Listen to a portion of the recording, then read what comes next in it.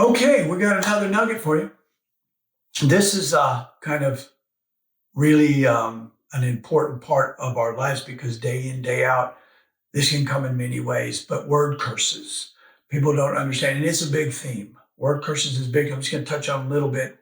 And if you have other questions, you can email us and I'll try to answer whatever I can for you. But you can just go through the website or attend one of our Friday night services.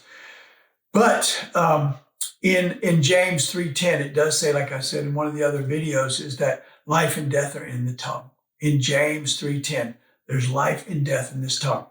And I said it before and I'll say it again. Jesus gave us a demo of that when he walked by the fig tree that wasn't producing fruit like he thought it should at that time. And he cursed. And it wasn't really about the fruit anyways. It was really about what comes before the fruit. It wasn't going to be bearing fruit. And he saw that and it didn't have its value. So he cursed it. And it said the next day when they walked by it, that fig tree was dead. It wasn't like it was dead to the roots.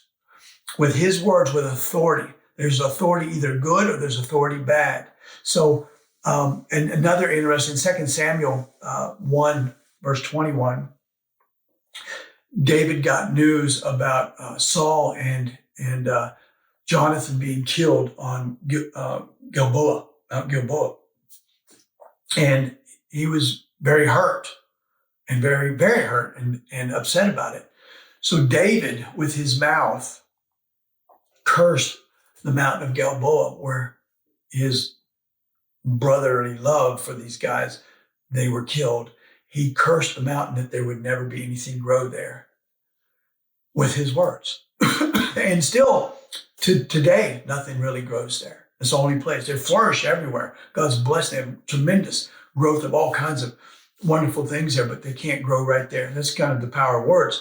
But our words are so powerful, no matter who's speaking over, you need to think about when fathers or mothers speaking words over you. And we talked about this about curses, the 4 R's.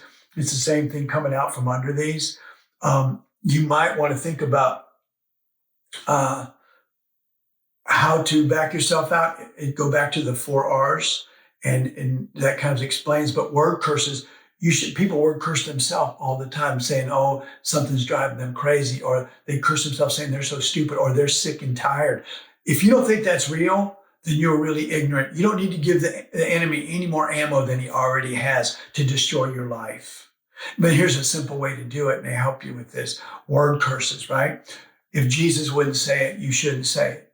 That's what God told me. And it takes some training because we're so programmed not to really think, but to fire off words that either work for us or against us. They're either doing productive things or counterproductive things. And God spoke. If you go into Genesis, just look at the first chapter of Genesis. God spoke and it happened. God spoke and it happened. God spoke and it happened at least 10 times. And so God was speaking and we're made in his image. And when we speak, either good or bad is coming out of his mouth. And like when I was a young kid, my mom would get upset with me. And my mom loved me and I love my mom. She's an amazing, beautiful woman. But when she would get mad, not knowing, because my mom didn't know anything about spiritual warfare, she did love the Lord. But when she'd get mad, she would tell me to, go to your room. And I would do something, obviously, that was really ticking her off. And I was probably pretty good at it. But she would say, Michael, you're going to be just like your grandfather, a liar, a drunk, and a thief. Go to your room. Just out of anger, just trying to put that fear, like go to your room.